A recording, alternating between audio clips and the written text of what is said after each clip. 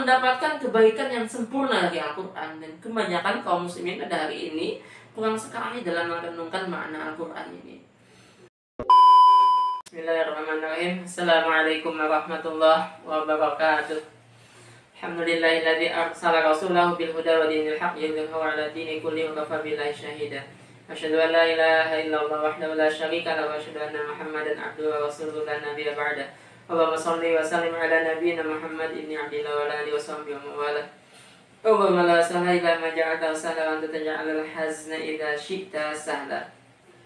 Ya Allah ya Rabbana, Allah Maha Pengasih yang Maha Pemurah, berikanlah kami rezeki yang banyak, yang berkah, yang halal, yang berlimpah dalam ketaatan kepadamu juga ketaatan kepada Nabi-Mu. Ya Allah ya Rabbana, jadikanlah kami pejuang agamamu, jadikanlah kami selalu berjalan di dalam ridho dan cintamu, dan jadikanlah kami semua keluarga kami dalam kondisi husnul khatimah. Amin. Ikhwan, insyaallah kita lanjutkan pada hari ini pembahasan tentang adab membaca Al-Quran. Kita hari ini lebih concern atau lebih fokus kepada adab ketika membaca Al-Quran itu. Kalau sebelumnya jadi adalah adab sebelum membaca Al-Quran, dan ketika mendengarkan baca Al-Quran, maka kita hari ini adalah adab ketika membaca Al-Quran. Nah, yang pertama adalah ta'awud atau membaca a'udzubillah. Ini jelas sekali perintahnya dalam Al-Quran. Fa idza qara'tal Qur'an fasta'iz billahi minasyaitonir rajim. Dan apabila engkau hendak membaca Al-Quran, maka berlindunglah kepada Allah dari godaan syaitan yang terkutuk. Fa idza qara'tal Qur'an fasta'iz billahi minasyaitonir rajim. Jadi jelas sekali perintahnya saat kita ingin membaca Al-Quran, maka bacalah ta'awud atau berlindunglah kepada Allah dari syaitan yang terkutuk. Kenapa penting kita membaca Al-Quran? Dan sebelum membaca Al-Quran kita membaca ta'awud. Kenapa penting sekali? Karena syaitan saat kita membaca Al-Quran itu benar-benar dia berusaha untuk menghentikan kita membaca Al-Quran. Makanya ini jarang ada ibadah diperintahkan baca ta'awud, itu jarang ya. Kecuali masuk masjid dan membaca Al-Quran ini. Masuk masjid kan kita ada doa juga, ta'awud, a'udzubillahil azim wa biwajhil karim wa sultanihil qadim minasyaitonir rajim. Itu aja, baca masuk masjid dan saat kita ingin baca Al-Quran ini ta'awud, berlindung kepada Allah dari syaitan yang terkutuk. Selebihnya ta'awud itu ya misalnya masuk WC kan ya. Kita Allah ma'ina'udzubika minal khubuthi wal khaba'is. Tapi dalam ibadah-ibadah puasa misalnya, nggak ada sebelum puasa kita diperintahkan baca ta'awud. Atau sebelum sholat ya paling masing-masing aja kan, misalnya yang membaca Rabbi a'udzubika min hamazati syayatin wa a'udzubika rabbi ayahdurun. Nah, tapi dalam Al-Quran sudah jelas sekali sampai diperintahkan sebelum membaca Al-Quran kita baca ta'awud ini, karena memang setan menggoda dengan sangat untuk kita menghentikan membaca Al-Quran, karena dia nggak suka sekali saat kita membaca Al-Quran itu, apalagi kalau kita ikhlas benar-benar karena Allah. Karena saat kita baca Al-Quran kan katanya Allah, wa idza qara'tal Qur'an ja'alna bainaka wa bainal ladzina la yu'minuna bil akhirati hijaban mastura. Ketika engkau membaca Al-Quran, maka kami jadikan antara engkau dan orang yang tidak beriman dengan akhirat itu ada dinding penghalang, hingga menjadikan kita kemudian terhalang dari berbagai macam dosa dan maksiat, dari berbagai macam gangguan-gangguan kalau kita membaca Al-Quran. Maka disinilah kemudian setan ingin sekali untuk kita terhenti di tahap-tahap awal kita baca Al-Quran. Kita terhenti sudah, kita beralih kepada aktivitas yang lain. Kalau makanya baca Al-Quran baru sedikit sudah mengantuk, baca Al-Quran baru sedikit ngelihat ke kiri ada apa, terganggu. Atau kalau kita udah berusaha konsen, temen lah misalnya manggil, atau anak lah nangis, anak mau lah, anak mau minta susu lah, segala macem. Ini sebetulnya yang mengganggu tadi itu karena nggak bisa langsung berdiri, kita tetap ngotot dengan baca Quran, maka anak yang kemudian diganggu oleh setan. Dia berusaha sekali agar kita terhenti membaca Al-Quran dengan cara apapun, dia akan berusaha. Makanya sebelum baca Al-Quran kita diperintahkan untuk membaca ta'awud ini agar kita membaca Al-Qurannya menjadi betah jadinya. Makanya baca ta'awudnya jangan sambil a'udzubillahi gitu. Dihayatilah kita bacanya a'udzubillahi minasyaitonir rajim atau a'udzubillahis samiil alim minasyaitonir rajim. Benar-benar kita minta sama Allah agar Allah melindungi kita dari gangguan kejahatan syaitan ini. Karena kalau kita melawan syaitan dengan diri kita sendiri, kita nggak akan mampu, karena kita sangat lemah. Maka untuk itu kita harus minta perlindungan, minta pertolongan dari Allah dalam menghadapi syaitan ini. Nah, termasuk tadi yang paling utama saat kita membaca Al-Quran, karena godaannya kita tahu lah, udah pada mengalami lah, pengen baca Al-Quran 1 juz, udah baru 2-3 halaman udah ngantuk, setan gitu. Udah tadi baca Quran baru sedikit, anak lah siapa lah mengganggu gitu, udah biasa itu memang, karena itu trik-triknya jurus-jurusnya setan untuk mengganggu kita. Kalau itu tadi jangan lupa untuk membaca ta'awudz. Yang kedua, kita baca basmalah. Ini terutama tadi di awal surat kalau ini kan ya. Kenapa baca basmalah ini penting? Karena katanya Rasulullah SAW, "Kullu imrin di balin la yubda'u fi bismillahirrahmanirrahim fala durikalah atau fahuwa yaqta'." Setiap pekerjaan yang baik yang tidak dibacakan di depannya, di awalnya bismillah, maka itu terputus dari rahmat Allah atau tidak mendapatkan keberkahan atau kurang keberkahan pekerjaan tadi. Maka mulailah saat kita mulai di pertama sekali kita membaca Al-Quran, baca basmalah, atau ketika ganti surat kita kemudian membaca basmalah, agar keberkahan yang kita dapatkan dari Al-Quran itu full, sempurna keberkahannya full dan sempurna. Jangan kita menyebutkan asma Allah ini juga salah satu bentuk perlindungan kita juga dari godaan syaitan. Jadi kita biar lebih kuat membaca Al-Quran, biar Allah benar-benar menolong kita saat membaca Al-Quran. Nah, yang ketiga, kita membacanya dengan seperti apa yang diturunkan atau dengan tajwid, dengan benar kita membacanya. Alladzina atainahumul kitab yatlunahu haqqa tilawatihi ulaika yu'minuna bihi wa may yakfur bihi fa ulaika humul khasirun. 121 Al-Baqarah. Orang-orang yang kami berikan mereka Alkitab, mereka membacanya dengan sebenar-benar bacaannya, seperti ketika dia diturunkan atau seperti apa yang diperintahkan.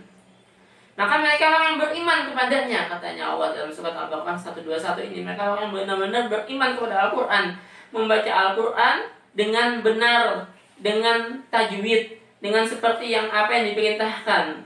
Wa may yakfur bihi fa ulaika humul khasirun. Maka siapa yang membacanya tidak dengan benar, dengan asal-asalan, maka mereka lah orang-orang yang merugi. Itu salah satu makna aja sih ya dari kufur dengan Al-Quran dan membacanya dengan asal-asalan. Karena katanya Rasulullah sudah jelas ya, kam minta Al-Quran wal Quranu yal'anu. Seberapa banyak orang yang membaca Al-Quran tapi bahkan Al-Quran melaknatnya. Kenapa? Karena dia membacanya dengan asal-asalan. Salah satu sebabnya. Bisa jadi juga kemudian Al-Quran melaknat itu orang membacanya, tapi apa yang diisi di dalam Al-Quran tidak diamalkan, bahkan diinjak-injak, bahkan dia benar-benar mengacuhkan. Itu bisa juga orang seperti ini dilaknat sama Al-Quran. Tapi salah satu makna dari kenapa Al-Quran melaknat orang yang membacanya adalah karena membacanya dengan asal-asalan semaunya. Jadi bacalah dengan benar sesuai dengan apa yang diajarkan oleh Rasulullah SAW. Ahmadnya dipanjangkan, yang ada gunnah digunakan, yang ada qalqalah diqalqalahkan, apalagi makharijul hurufnya benar-benar harus dijaga itu, biar kita mendapatkan kesempurnaan keberkahan dari Al-Quran ini. Ini yang ketiga. Yang keempat, tartil, membacanya jangan terlalu cepat. Warattilil Qur'ana tartila. Al-Muzammil 4 ya. Warattilil Qur'ana tartila. Dan membacalah Al-Quran itu dengan tartil. Ini juga diperintahkan Allah dalam surat Al-Furqan juga ada. Memerintahkan kita untuk membaca Al-Quran dengan tartil. Artinya jangan terlalu cepat. Kenapa kemudian diperintahkan kita membaca Al-Quran jangan terlalu cepat? Supaya kita bisa merenungkan apa yang kita baca tadi. Kalau kita bacanya terlalu cepat, ya kita dikhawatirkan juga ada yang terlepas, ada yang terlewat dari bacaan kita, ada yang salah, itu juga dikhawatirkan. Nah, di sisi lain juga kita nggak akan bisa merenungkan apa yang kita baca tadi. Karena memang salah satu Al-Quran ini untuk kita mendapatkan keberkahan yang sempurna ya kita renungkan. Nah, caranya juga kita membacanya dengan tartil.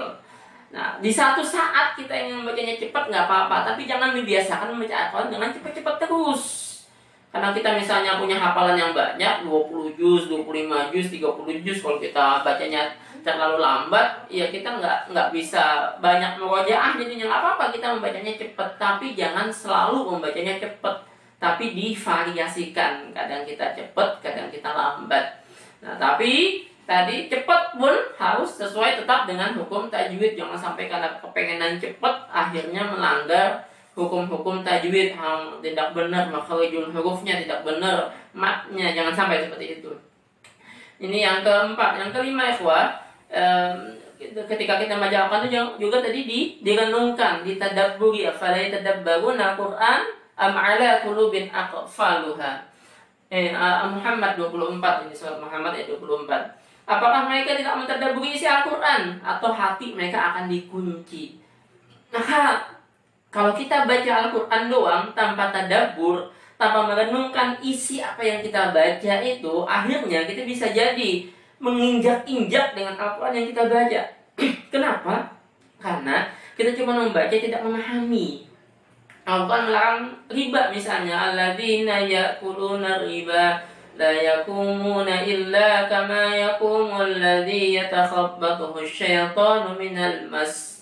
Sampai diancam oleh Allah, wa man 'ada fa ulaika ashabun nar hum fiha khalidun. Sampai Allah katakan di ayat berikutnya lagi, wa illam taf'alu fa'danu biharbin minallahi wa rasulihi wa in tubtum falakum ru'usu amwalikum. Diancam neraka pelaku riba itu, bahkan juga diancam dengan memerangi Allah dan Rasulnya, seperti melawan Allah dan Rasulnya. Pelaku riba itu dia suka baca Quran tapi tetap memakan riba, ya seperti menginjak-injak dengan apa yang dibacanya, karena tidak ditadabburi, tidak direnungkan, tidak diambil pelajaran. Nah, Quran ini diturunkan untuk diambil pelajaran. Kitabun anzalnahu ilaika mubarakun liyadabbaru ayati. Keberkahan Al-Quran itu adalah dengan kita liyadabbaru ayati, dengan kita tadabburi, dengan kita renungkan. Bahkan kalau perlu saat baca Al-Quran itu kita menangis. Fa illam tabku fatabakau. Kalau nggak bisa nangis, maka ditangis-tangiskan. Saat kita membaca misalnya satu surat dalam Al-Quran, misalnya nih, menceritakan hari kiamat, idza zulzilatil ardu zilzalaha wa akhrajatil ardu asqalaha. Maka bayangkanlah saat terjadi keguncangan yang begitu besarnya di dunia ini, semua dari isi bumi ini semuanya berguncang. Bayangkan begitu dahsyatnya hari itu. Ketika bumi mengeluarkan apa yang ada di dalamnya, bayangkan kengerian saat mungkin kita menghadapi hari itu. Maka katanya Imam Al-Ghazali, kalau kita ingin merenungkan isi Al-Quran, agar hati kita terenyuh ketika membaca Al-Quran, rasakan Al-Quran itu diturunkan untuk kita, bukan untuk orang lain. Saat misalnya Al-Quran ngasih tahu kayak gini, itu Allah ngasih tahu untuk kita. Wailul lil mutaffifin misalnya. Celakalah, neraka wail buat mereka yang mengurangi timbangan, mereka yang curang. Rasakan, Allah ngasih tahu kita itu. Wahai siapapun kita, maka jangan curanglah. Allah ngasih tahu kita itu. Ketika Allah menggambarkan neraka, bayangkan kalau ada neraka itu di depan kita atau kita masuk ke dalamnya, begitu ngerinya, masa kita akan kuat dengan neraka itu? Inna jahannama kanat mirsada litaghina ma'aba labisina fiha ahqaba. Maka dengan merenungkan inilah kita akan mendapatkan kebaikan yang sempurna dari Al-Quran. Dan kebanyakan kaum muslimin pada hari ini kurang sekali dalam merenungkan makna Al-Quran ini. Nah, karena sahabat kan kayak gitu ya, menghafal 5 ayat sehari, tapi di komplit gitu. Dihafal dengan benar bacaannya, direnungkan dan diamalkan. Seharusnya kita kayak gitu juga.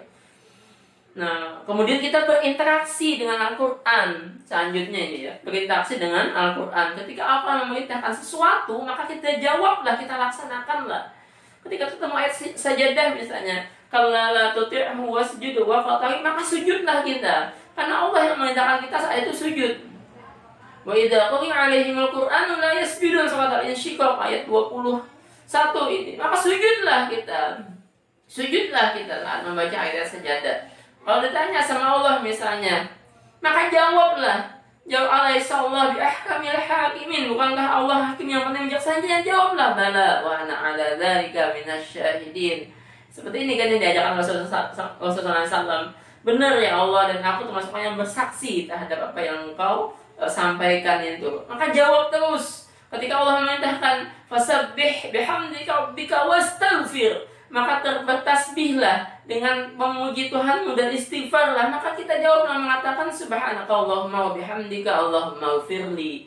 apa yang diperintahkan apa langsung dilaksanakan. Sabbih isma rabbikal a'la, subhana rabbiyal a'la. Sabbih bismi rabbikal azim, subhana rabbiyal azim. Katakan seperti itu ya. Jadi ada interaksi. Jadi Al-Quran itu bukan sesuatu yang kosong yang cuma sekedar kita baca, tapi apa yang di dalamnya langsung kita amalkan. Langsung kita laksanakan apa yang diperintahkan. Nah, ada selanjutnya lagi kalau kita baca Al-Quran ini adalah kita jangan bosan-bosan membacanya. Kita azamkan untuk terus membaca Al-Quran, untuk sering membaca Al-Quran. Kita azamkan untuk membaca terus dan sering membaca Al-Quran, dan kemudian kita berusaha mengamalkan kandungan isi Al-Quran itu keseluruhan. Demikian saja insyaallah ikhwah, adab-adab membaca Al-Quran. Mungkin ada beberapa adab yang lain lagi teman di kesempatan kali ini. Demikian saja yang dapat saya sampaikan. Semoga bermanfaat. Allah a'lam bishawab. Hada ni Allah wa iyyakum ajma'in. Wassalamualaikum warahmatullahi wabarakatuh.